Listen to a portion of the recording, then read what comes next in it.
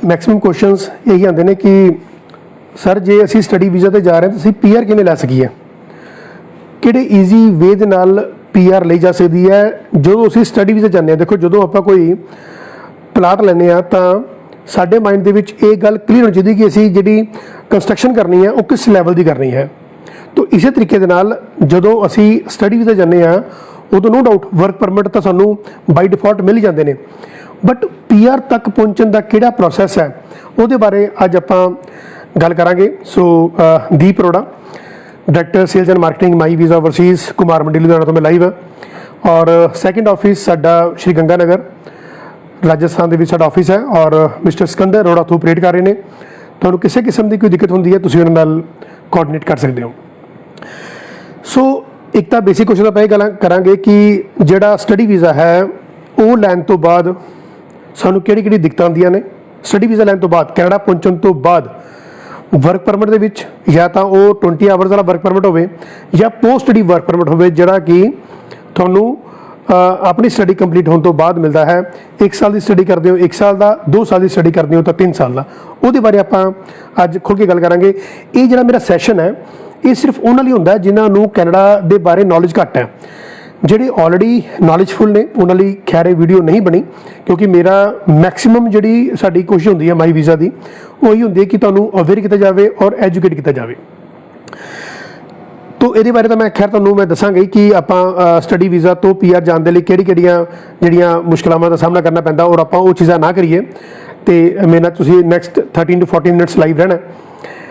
एक होर मेजर बड़ा वड्डा क्वेश्चन आ रहा है कि सर जी विजिटर वीज़ा या स्टडी वीज़ा जी फाइल लगियां ने कैनेडा दियां वो च ना डिले क्यों चल रहा है कि भी अप्रोक्सीमेटली 3-3 4-4 महीने तो जिहड़ियां एप्लीकेशनस ने और लॉन्चड ने Canadian embassy they which, but results नहीं आ रहे। और तुहानूं मैं दस देना चाहना कि तकरीबन 21 लाख एप्लीकेशनस फिलहाल अंडर प्रोसैसिंग है।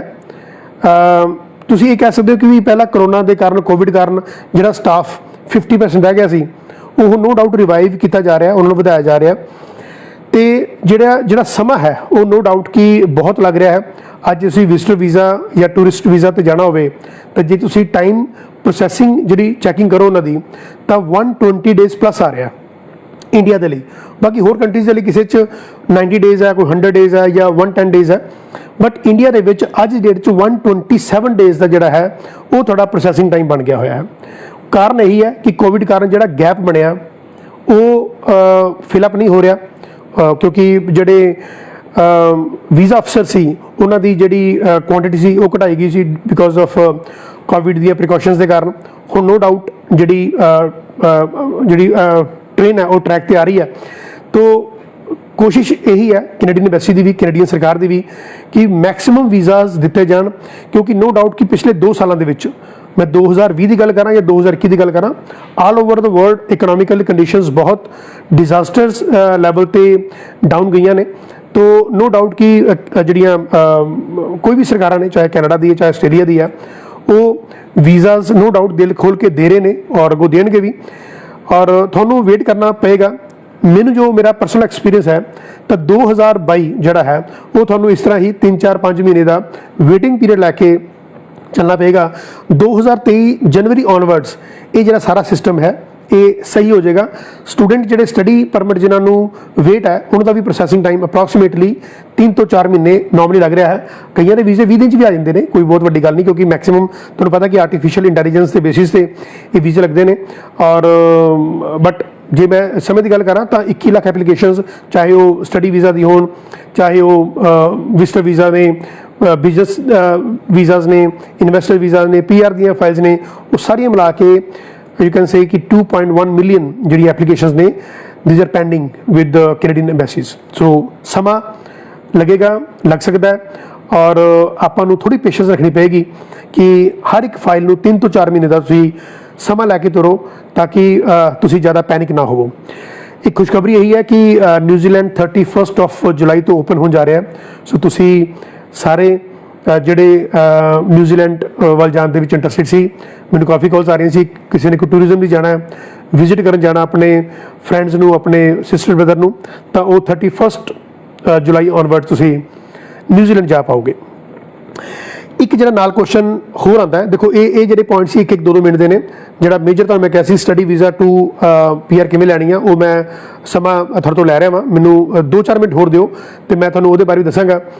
ਸਟੱਡੀ ਵੀਜ਼ਾ ਦੀ ਗੱਲ ਕਰੀਏ ਤਾਂ ਮੈਨੂੰ ਇਹ ਵੀ ਫੋਨ ਆਉਂਦੇ ਨੇ ਕਿ ਸਰ ਸਾਡੀ ਏਜ 40 ਜਾਂ 42 ਜਾਂ 45 ਪਲੱਸ ਹੋ ਚੁੱਕੀ ਹੈ, ਤਾਂ ਅਸੀਂ ਚਾਹੁੰਦੇ ਹਾਂ ਕਿ ਜੇ ਸਾਡੇ ਕੋਲ PR ਦੇ ਸਾਡੇ ਚਾਂਸਿਸ ਨਹੀਂ ਬਣਦੇ ਪਏ, ਸਾਨੂੰ ਸਟੱਡੀ ਵੀਜ਼ਾ 'ਤੇ ਭੇਜ ਦਿਓ ਤਾਂ ਕਿ ਅਸੀਂ ਉੱਥੇ ਜਾ ਕੇ ਸਾਲ 2 ਸਾਲ ਮਿਹਨਤ ਕਰਕੇ ਅਸੀਂ PR ਲਈ ਐਲੀਜੀਬਲ ਹੋ ਸਕਦੇ ਹਾਂ ਜਾਂ ਹੋ ਜਾਵਾਂਗੇ। ਤਾਂ ਮੈਂ ਤੁਹਾਨੂੰ ਇਹ ਕਹਿਣਾ ਚਾਹੁੰਦਾ ਕਿ ਜਿਨ੍ਹਾਂ ਦੀ ਏਜ 40 ਪਲੱਸ ਵੀ ਹੈ ਉਹ ਵੀ ਸਟੱਡੀ ਵੀਜ਼ਾ 'ਤੇ ਜਾ ਸਕਦੇ ਨੇ, ਬਟ ਕੰਡੀਸ਼ਨ ਇੱਕ ਲੱਗਦੀ ਹੈ ਕਿਉਂਕਿ ਐਸਟਿਕ ਸਾਈਨ ਹਮੇਸ਼ਾ ਟਰਮਸ ਐਂਡ ਕੰਡੀਸ਼ਨ ਹਮੇਸ਼ਾ ਲੱਗਦੀਆਂ ਨੇ। ਅਸੀਂ ਮਾਈ ਵੀਜ਼ਾ ਕਦੀ ਐਸੇ ਕੰਮ ਨਹੀਂ ਕਰਦਾ ਕਿ ਜਿਹਦੇ ਵਿੱਚ ਇਹ ਕਹਿ ਰਹੇ ਕਿ ਹਾਂ ਵੀ ਇਹ ਸ਼ੋਰ ਸ਼ਾਟ ਹੈ ਜੀ, ਇਹ ਕਨਫਰਮਡ ਹੈ ਜੀ। ਸਾਡੇ ਕੋਲ ਇਹ ਵਰਡ ਨਹੀਂ ਹੈ, ਸਾਡੇ ਕੋਲ ਵਰਡਸ ਨੇ ਤੁਹਾਡੇ ਪ੍ਰੋਫਾਈਲ ਦੇ ਬੇਸਿਸ ਤੇ।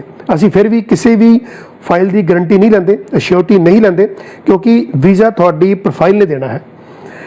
ਤੋ ਜਿਹੜਾ ਨੇ ਫੋਰ ਐਗਜ਼ਾਮਪਲ ਕਿ 21-22 ਸਾਲ ਦੀ ਉਮਰ ਦੇ ਵਿੱਚ ਗ੍ਰੈਜੂਏਸ਼ਨ ਕੀਤੀ, ਉਸ ਤੋਂ ਬਾਅਦ ਕਿਸੇ MNC ਕੰਪਨੀ ਦੇ ਵਿੱਚ ਕੋਈ ਮਲਟੀਨੈਸ਼ਨਲ ਜਿਹੜੀਆਂ ਕੰਪਨੀਜ਼ ਨੇ ਉਹਨਾਂ ਦੇ ਵਿੱਚ ਕੰਮ ਕੀਤਾ ਔਰ ਉਹਨਾਂ ਕੋਲ ਪੂਰਾ ਰਿਕਾਰਡ ਹੈ, ਚਾਹੇ 15 ਸਾਲ ਕੰਮ ਕੀਤਾ, 20 ਸਾਲ ਕੰਮ ਕੀਤਾ, ਉਹਨਾਂ ਕੋਲ ਸਿੰਸ ਫਰੋਮ ਆਫਰ ਲੈਟਰ ਤੋਂ ਲੈ ਕੇ ਜਿਹੜਾ ਕਿਸੇ ਕੰਪਨੀ ਨੂੰ ਜੁਆਇਨ ਕਰਨ ਦੇ ਵਿੱਚ ਮਿਲਿਆ, ਉਸ ਤੋਂ ਬਾਅਦ ਉਹਨਾਂ ਦੀਆਂ ਅਪਾਇੰਟਮੈਂਟ ਲੈਟਰਸ, ਫਿਰ ਉਹਨਾਂ ਦੀਆਂ ਸੈਲਰੀ ਸਲਿਪਸ, ਬੈਂਕਿੰਗ ਦਾ ਖੈਰ ਬਣ ਜਾਏਗੀ, ਫਾਰਮ 16।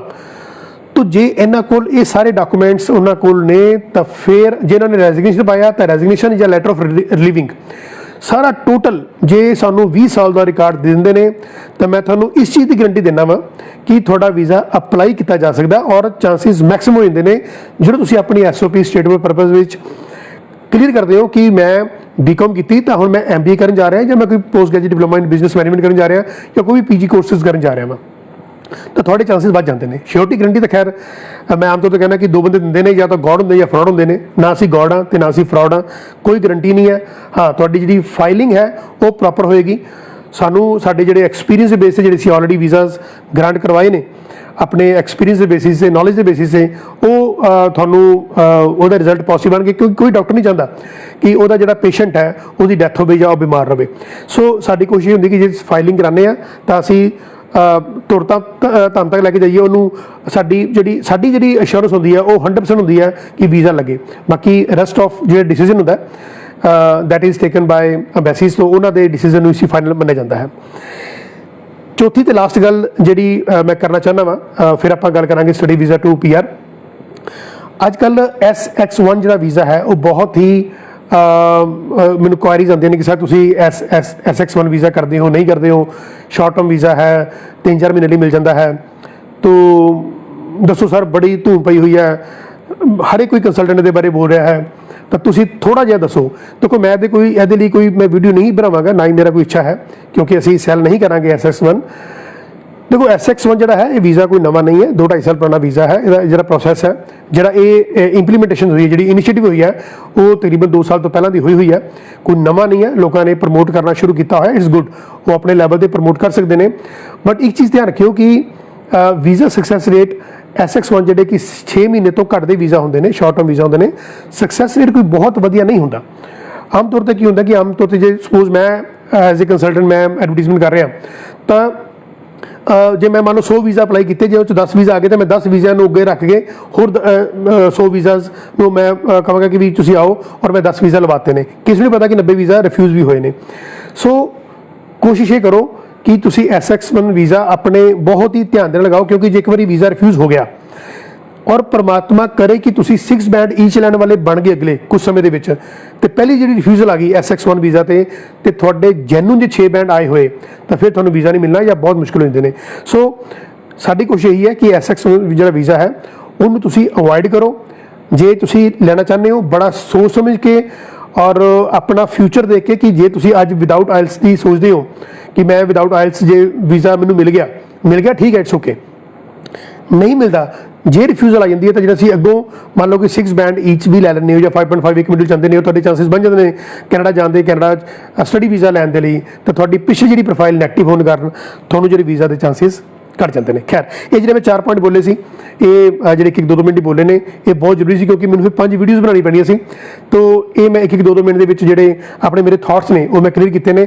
ਹੁਣ ਮੈਂ ਗੱਲ ਕਰਾਂਗਾ ਕਿ ਜਿਹੜੇ ਸਟੱਡੀ ਵੀਜ਼ਾ ਤੋਂ PR ਲੈਣ ਦੇ ਲਈ ਆਪਾਂ ਸੋਚ ਰੱਖਦੇ ਹਾਂ ਕਿ ਵੀ ਸਰ ਹੁਣ ਮੈਨੂੰ ਸਟੱਡੀ ਵੀਜ਼ਾ ਮਿਲ ਗਿਆ ਤਾਂ ਮੇਰੀ ਤਾਂ PR ਪੱਕੀ ਹੋ ਗਈ, ਮੈਂ ਤਾਂ ਬਸ ਕੈਨੇਡਾ ਜਾ ਕੇ ਮੇਰੀ ਸੋਚ ਹੈ ਕਿ ਮੈਂ ਬਸ ਮੈਨੂੰ PR ਮਿਲ ਜਾਣੀ ਹੈ, ਜਦ ਕਿ ਇੰਨਾ ਆਸਾਨ ਨਹੀਂ ਹੁੰਦਾ। ਕੈਨੇਡਾ ਦਾ ਸਟੱਡੀ ਪਰਮਿਟ ਲੈਣਾ ਤੁਹਾਡਾ ਫਸਟ ਸਟੈਪ ਹੈ, ਇੱਕ ਇਨੀਸ਼ੀਏਟਿਵ ਹੈ।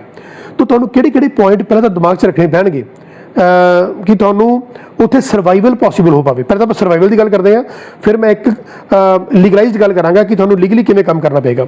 ਸਭ ਤੋਂ ਪਹਿਲਾ ਪੁਆਇੰਟ ਇਹ ਹੈ ਕਿ ਤੁਸੀਂ ਕੈਨੇਡਾ ਜਾ ਕੇ, ਚਾਹੇ ਇਹਦਾ ਵਰਕ ਪਰਮਿਟ ਨਾਲ ਜਾਂ PR ਨਾਲ ਲਿੰਕ ਨਹੀਂ ਹੈ ਬਟ ਸਰਵਾਈਵਲ ਨਾਲ ਲਿੰਕ ਹੈ, ਤਾਂ ਸਭ ਤੋਂ ਪਹਿਲਾ ਪੁਆਇੰਟ ਇਹ ਹੈ ਤੁਹਾਡੀ ਜ਼ਿੰਦਗੀ ਦੇ ਵਿੱਚ ਕਿ ਕਦੀ ਵੀ ਜੇ ਅਸੀਂ ਅਪਾਰਟਮੈਂਟ ਲੈਣਾ ਹੈ ਉਹ ਤੁਸੀਂ ਸਿੰਗਲ ਅਪਾਰਟਮੈਂਟ ਨਾ ਲਵੋ, ਆਪਣੇ ਲਈ ਅਪਾਰਟਮੈਂਟ ਨਾ ਲਵੋ, ਤੁਸੀਂ ਸ਼ੇਅਰਿੰਗ ਅਕੋਮੋਡੇਸ਼ਨ ਲਵੋ। ਕਿਉਂਕਿ ਸ਼ੇਅਰਿੰਗ ਅਕੋਮੋਡੇਸ਼ਨ ਲੈਂਦੇ ਹੋ ਤਾਂ ਤਕਰੀਬਨ $300-350 ਦੇ ਵਿੱਚ ਤੁਹਾਨੂੰ ਅਕੋਮੋਡੇਸ਼ਨ ਮਿਲ ਜਾਂਦੀ ਹੈ। ਪਰ ਜੇ ਅਸੀਂ ਕਹੋ ਕਿ ਮੈਂ ਇਕੱਲਾ ਹੀ ਰਹਿਣਾ ਹੈ ਤਾਂ ਤੁਹਾਨੂੰ $1,000, $1,200, $1,500 ਤੋਂ ਘੱਟ ਅਕੋਮੋਡੇਸ਼ਨ ਨਹੀਂ ਮਿਲੇਗੀ। ਤਾਂ ਜੇ $1,500 ਦੀ ਗੱਲ ਕਰਾਂ ਤਾਂ $1 ਲੱਖ ਤੁਹਾਡੀ ਅਕੋਮੋਡੇਸ਼ਨ ਦਾ ਪਰ ਮੰਥ ਦਾ ਖਰਚਾ ਆ ਜਾਂਦਾ, ਜਿਹੜਾ ਕਿ ਇੰਨਾ ਮਤਲਬ ਪੋਜ਼ੀਟਿਵ ਇੰਪੈਕਟ ਨਹੀਂ ਪਾਉਂਦਾ। ਹਾਂ ਜੇ ਤੁਸੀਂ ਪਹਿਲਾਂ ਹੀ ਕਰੋੜਪਤੀ ਅਰਬਪਤੀ ਹੈਗੇ ਹੋ ਫਿਰ ਤਾਂ ਇਹ ਉਹਨਾਂ ਲਈ ਵੀਡੀਓ ਵੀ ਨਹੀਂ ਹੈ ਤੇ ਉਹਨਾਂ ਲਈ ਇਹ ਗੱਲ ਵੀ ਨਹੀਂ ਕਰ ਰਿਹਾ ਮੈਂ। ਜਿਹੜੇ ਸਾਡੇ ਵਰਗੇ ਮੀਡੀਅਮ ਕਲਾਸ ਫੈਮਿਲੀ ਨੂੰ ਬਿਲੋਂਗ ਕਰਦੇ ਨੇ ਤਾਂ ਉਹ ਕਹਿੰਦੇ ਕਿ ਸਾਨੂੰ ਬਸ ਮੈਂ ਤਾਂ 4 ਬੰਦੇ ਨਾਲ ਰਹਿ ਨਹੀਂ ਸਕਦਾ, ਮੇਰੇ ਤਾਂ ਵਿਚਾਰ ਨਹੀਂ ਮਿਲਦੇ ਤੇ ਮੈਂ ਇਕੱਲਾ ਇੱਕ ਅਕੋਮੋਡੇਸ਼ਨ ਲੈਣੀ ਆ, ਉਹ ਇਹੋ ਜਿਹੀ ਗਲਤੀ ਨਾ ਕਰੋ। ਦੂਜੀ ਸਭ ਤੋਂ ਵੱਡੀ ਗਲਤੀ ਹੁੰਦੀ ਕਿ ਵੀ ਉੱਥੇ $400-500 ਦੇ ਨਾਲ ਤੁਸੀਂ ਜਾਂ 10% ਦੇ ਨਾਲ ਤੁਸੀਂ ਕਾਰ ਲੈ ਲੈਂਦੇ ਹੋ ਤਾਂ ਉਹ ਕਾਰ ਬਹੁਤ ਈਜ਼ੀਲੀ ਫਾਈਨੈਂਸ ਹੋ ਜਾਂਦੀ ਹੈ। ਕਦੇ ਵੀ ਆਪਣੀ ਜ਼ਿੰਦਗੀ 'ਚ ਐਜ਼ ਅ ਸਟੂਡੈਂਟ ਗਲਤੀ ਨਾ ਕਰੋ ਕਿ ਉੱਥੇ ਤੁਸੀਂ $2-4,000 ਦੇ ਕੇ ਕਾਰ ਕਦੀ ਪਰਚੇਜ਼ ਨਾ ਕਰੋ, ਕਿਉਂਕਿ ਕਾਰ ਪਰਚੇਜ਼ ਕਰਨੀ ਬਹੁਤ ਆਸਾਨ ਹੈ, ਉਸ ਤੋਂ ਬਾਅਦ ਉਹਦੇ ਇੰਸ਼ੋਰੈਂਸ ਦੇ ਔਰ ਬਾਕੀ ਜਿਹੜੇ ਟੈਕਸਿਸ ਨੇ ਉਹ ਖਰਚੇ ਬੀਅਰ ਕਰਨੇ ਬਹੁਤ ਮੁਸ਼ਕਿਲ ਹੋ ਜਾਂਦੇ ਨੇ। ਤੀਜੀ ਗਲਤੀ ਆਮ ਤੌਰ 'ਤੇ ਕਰਦੇ ਨੇ ਕਿ ਆਪਾਂ ਬੜੇ ਬ੍ਰਾਂਡ ਦੇ ਵੱਡੇ ਫੋਨ ਲੈ ਲੈਂਦੇ ਹਾਂ ਜਿਨ੍ਹਾਂ ਦੀ ਕੀਮਤ ਲੱਖ, 1.5 ਲੱਖ, 2 ਲੱਖ ਹੁੰਦੀ ਹੈ, ਕਿ ਵੀ ਅਸੀਂ ਇਲੈਕਟ੍ਰੋਨਿਕ ਗੈਜਟਸ ਲੈ ਲੈਂਦੇ ਨੇ ਬਹੁਤ ਮਹਿੰਗੇ। ਤਾਂ ਇਹ ਚੀਜ਼ਾਂ ਵੀ ਅਵੋਇਡ ਕਰਨੀ ਚਾਹੀਦੀਆਂ ਨੇ। ਸੋ ਕਾਰ ਨੂੰ ਅਵੋਇਡ ਕਰੋ, ਇਲੈਕਟ੍ਰੋਨਿਕ ਗੈਜਟਸ ਨੂੰ ਅਵੋਇਡ ਕਰੋ ਔਰ ਸਿੰਗਲ ਅਕੋਮੋਡੇਸ਼ਨ ਨੂੰ ਅਵੋਇਡ ਕਰੋ। ਫੋਰਥ ਜਿਹੜੀ ਪੁਆਇੰਟ ਹੈ ਉਹ ਤੁਹਾਡੇ ਦਿਮਾਗ 'ਚ ਹੋਣਾ ਚਾਹੀਦਾ ਕਿ ਵੀ ਬ੍ਰਾਂਡਡ ਕੱਪੜੇ ਜਿਹੜੇ ਆਪਾਂ ਲੈ ਲੈਂਦੇ ਹਾਂ, ਕਿ ਵੀ ਕੋਈ ਵੀ ਤੁਸੀਂ ਇਨਰ ਆਊਟਰ ਲੈਣਾ ਤਾਂ ਉਹ ਤੁਸੀਂ ਫੋਰ ਐਗਜ਼ਾਮਪਲ ਕਿ $1,000 ਦਾ ਜਾਂ $500 ਦਾ ਤੁਸੀਂ ਸਿੰਪਲ ਆਪਣੀ ਪੈਂਟ ਸ਼ਰਟਸ ਲੈ ਰਹੇ ਹੋ ਤਾਂ ਉਹ ਵੀ ਅਵੋਇਡ ਕਰਨੀ ਚਾਹੀਦੀ। ਜਿੰਨਾ ਤੁਸੀਂ ਸੇਵ ਕਰਕੇ ਰੱਖੋਗੇ ਆਪਣੀ ਜ਼ਿੰਦਗੀ ਦੇ ਵਿੱਚ, ਕੈਨੇਡਾ ਜਦੋਂ ਸਟੱਡੀ ਕਰਦੇ ਹੋ, 1-2 ਸਾਲ ਸਟੱਡੀ ਕਰਦੇ ਹੋ, ਇਹ ਤੁਹਾਡੀ ਜ਼ਿੰਦਗੀ ਚੇਂਜ ਕਰ ਸਕਦੇ ਨੇ। ਔਰ ਤੁਹਾਡੇ ਕੋਲ $10,000 ਹੁੰਦੇ ਨੇ, ਤੁਹਾਡੇ GIC ਜਿਹਨੂੰ ਆਪਾਂ ਗਰੰਟਿਡ ਇਨਵੈਸਟਮੈਂਟ ਸਰਟੀਫਿਕੇਟ ਕਹਿੰਦੇ ਆ, $10,000 ਤੁਹਾਨੂੰ ਪਹਿਲੇ ਮਹੀਨੇ ਫੋਰ ਐਗਜ਼ਾਮਪਲ ਉਹਨਾਂ ਨੇ $2,000 ਪਾ ਦਿੱਤਾ, ਉਸ ਤੋਂ ਬਾਅਦ ਜਿਹੜੇ $8,000 ਨੇ ਉਹ ਤੁਹਾਨੂੰ ਬਟਾ 11 ਕਰਕੇ ਤੁਹਾਨੂੰ $700 ਹਰ ਮਹੀਨੇ ਪਾਈ ਜਾਂਦੇ ਨੇ। ਹੁਣ ਤੁਸੀਂ $700 ਦੇ ਨਾਲ ਅਕੋਮੋਡੇਸ਼ਨ ਵੀ ਹੈ, ਉੱਥੇ ਤੁਸੀਂ ਖਾਣਾ ਪੀਣਾ ਵੀ ਹੈ ਔਰ ਆਪਣੇ ਜਿਹੜੇ ਮਿਸਲੀਨੀਅਸ ਖਰਚੇ ਨੇ ਉਹ ਕਰਨੇ ਨੇ, ਜਾਂ ਤੁਸੀਂ ਵੱਡੇ ਬ੍ਰਾਂਡ ਦੇ ਫੋਨਸ ਲੈਣੇ ਨੇ ਜਾਂ ਤੁਸੀਂ ਕੱਪੜੇ ਲੈਣੇ ਨੇ, ਉਹ ਚੀਜ਼ਾਂ ਅਵੋਇਡ ਕਰਨੀ ਚਾਹੀਦੀਆਂ ਨੇ। ਖੈਰ ਇਹ ਤਾਂ ਹੋ ਗਿਆ ਸਰਵਾਈਵਲ ਦੀ ਗੱਲ। ਹੁਣ ਜਿਹੜੀ ਸਭ ਤੋਂ ਇੰਪੋਰਟੈਂਟ ਗੱਲ ਜਿਹਦੇ ਲਈ ਮੈਂ ਇਹ ਵੀਡੀਓ ਬਣਾਉਣ ਦੀ ਕੋਸ਼ਿਸ਼ ਕਰ ਰਿਹਾ ਸੀ ਔਰ ਮੈਨੂੰ ਮੈਕਸਿਮਮ ਕੁਐਸਚਨ ਆਉਂਦੇ ਸੀ ਕਿ ਸਟੱਡੀ ਵੀਜ਼ਾ ਟੂ PR ਕਿਵੇਂ ਹੈ। ਦੇਖੋ ਸਟੱਡੀ ਵੀਜ਼ਾ ਟੂ PR ਆਉਣਾ ਬਹੁਤ ਆਸਾਨ ਵੀ ਹੈ ਤੇ ਬਹੁਤ ਡਿਫਿਕਲਟ ਵੀ ਹੈ। ਪਹਿਲਾਂ ਮੈਂ ਸੁਣਿਆ ਕਿ ਡਿਫਿਕਲਟ ਕਿਵੇਂ ਹੈ। ਡਿਫਿਕਲਟ ਇਸ ਤਰ੍ਹਾਂ ਕਿ ਜੇ ਤੁਸੀਂ ਜੋ ਸਟੱਡੀ ਕਰ ਰਹੇ ਹੋ ਜੇ ਉਹਦੇ ਰਿਲੇਟਿਡ ਜੌਬ ਨਹੀਂ ਕਰਦੇ, ਚਾਹੇ ਉਹ 20 ਆਵਰਸ ਵਾਲੀ ਜੌਬ ਹੈ ਤੇ ਚਾਹੇ ਤੁਹਾਡੀ ਪੋਸਟ ਸਟੱਡੀ ਵਰਕ ਪਰਮਿਟ ਦੀ ਜੌਬ ਹੈ, ਜੇ ਤੁਸੀਂ ਰੈਲੇਵੈਂਟ ਜੌਬ ਨਹੀਂ ਕਰਦੇ PR ਨਹੀਂ ਹੋਣੀ, ਭੁੱਲ ਜਾਓ।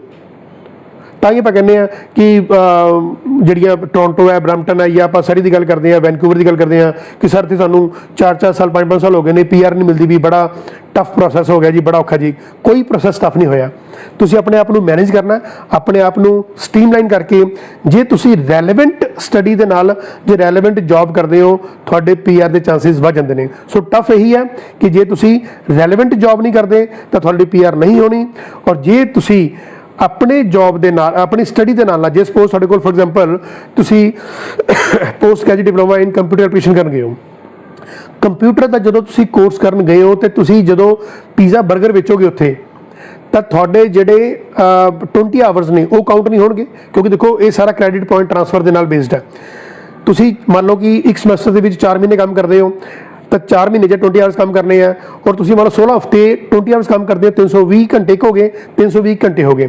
ਸੋ ਤਕਰੀਬਨ 600 ਘੰਟਾ ਤਾਂ ਇਹ ਹੋ ਗਿਆ। ਬਾਕੀ ਜਿਹੜੇ 4 ਮਹੀਨੇ ਤੁਸੀਂ ਫੁੱਲ ਟਾਈਮ ਕੰਮ ਕਰਦੇ ਹੋ, ਉਹ 'ਚ ਆਪਾਂ ਮੰਨ ਲਓ 40 ਆਵਰਸ ਕੰਮ ਕਰਦੇ ਆ, ਤਾਂ ਟੋਟਲ ਮਿਲਾ ਕੇ ਜੇ ਤੁਸੀਂ ਤਕਰੀਬਨ 1000 ਘੰਟੇ ਵੀ ਕੰਮ ਕਰਦੇ ਹੋ ਤਾਂ ਉਹ ਜੇ ਰੈਲੇਵੈਂਟ ਨੇ ਤਾਂ ਹੀ ਤੁਹਾਨੂੰ ਅੱਗੋਂ PR ਚਾਂਸ ਬਣਦੇ ਨੇ। ਅੱਛਾ, ਉਸ ਤੋਂ ਬਾਅਦ ਆਪਾਂ ਗੱਲ ਕਰਦੇ ਹਾਂ ਪੋਸਟ ਸਟੱਡੀ ਵਰਕ ਪਰਮਿਟ ਦੀ।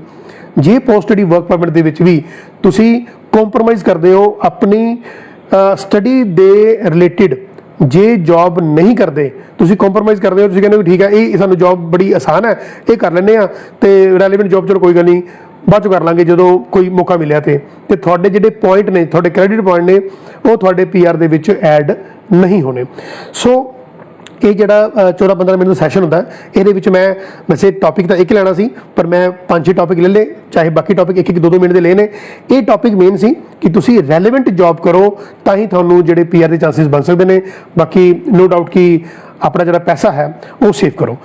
ਸੋ ਸੈਸ਼ਨ ਇੱਥੇ ਆਪਾਂ ਇਹਨੂੰ ਖਤਮ ਕਰਾਂਗੇ। ਸੋ ਨੈਕਸਟ ਜਿਹੜਾ ਸੈਸ਼ਨ ਹੈ 20th ਆਫ ਮਈ ਫਰਾਈਡੇ ਦਾ, ਉਹਦੇ ਵਿੱਚ ਵੀ ਮੈਂ ਤੁਹਾਨੂੰ ਇਹੀ ਦੱਸਾਂਗਾ ਕਿ ਆਪਾਂ ਜਿਹੜੇ ਸਟੂਡੈਂਟ ਇੱਥੋਂ ਦੀ ਸੋਚ ਕੇ ਜਾਂਦੇ ਨੇ ਕਿ PR ਦੇ ਵਿੱਚ ਹੋਰ ਕਿਹੜੇ ਪੁਆਇੰਟ ਐਡ ਕੀਤੇ। ਦੇਖੋ ਜਿਹੜੀ ਮੈਂ ਅੱਜ ਵੀਡੀਓ ਬਣਾਈ ਹੈ, ਇਹ ਮੈਨੂੰ ਲੱਗਦਾ ਕਿ ਥੋੜਾ ਜਿਹਾ ਕੁਝ ਕੰਟੈਂਟਸ ਮੇਰੇ ਘੱਟ ਗਏ ਨੇ। ਨੈਕਸਟ ਟਾਈਮ ਜਿਹੜੀ 20th ਆਫ ਮਈ ਨੂੰ ਇਹਨੂੰ ਆਪਾਂ ਟੂ ਬੀ ਕੰਟੀਨਿਊਡ ਕਰਾਂਗੇ। 20th ਆਫ ਮਈ ਫਰਾਈਡੇ ਨੂੰ 5 o'clock ਆਪਾਂ ਕੁਝ ਹੋਰ ਪੁਆਇੰਟ ਐਡ ਕਰਾਂਗੇ ਕਿ ਸਟੱਡੀ ਟੂ PR ਜਾਣ ਦੇ ਲਈ ਕਿਹੜੇ ਹੋਰ ਪੁਆਇੰਟਸ ਨੇ ਕਿ ਜਿਹੜੇ ਆਪਾਂ ਨੂੰ ਮਾਈਂਡ 'ਚ ਰੱਖਣੇ ਚਾਹੀਦੇ ਨੇ। ਸੋ ਤਦ ਤੱਕ ਦਿਓ ਮੈਨੂੰ ਇਜਾਜ਼ਤ। ਤੁਹਾਡਾ ਬਹੁਤ ਧੰਨਵਾਦ ਮੇਰਾ ਲਾਈਵ ਹੋਣ ਦੇ ਲਈ। So nice of you for being with us.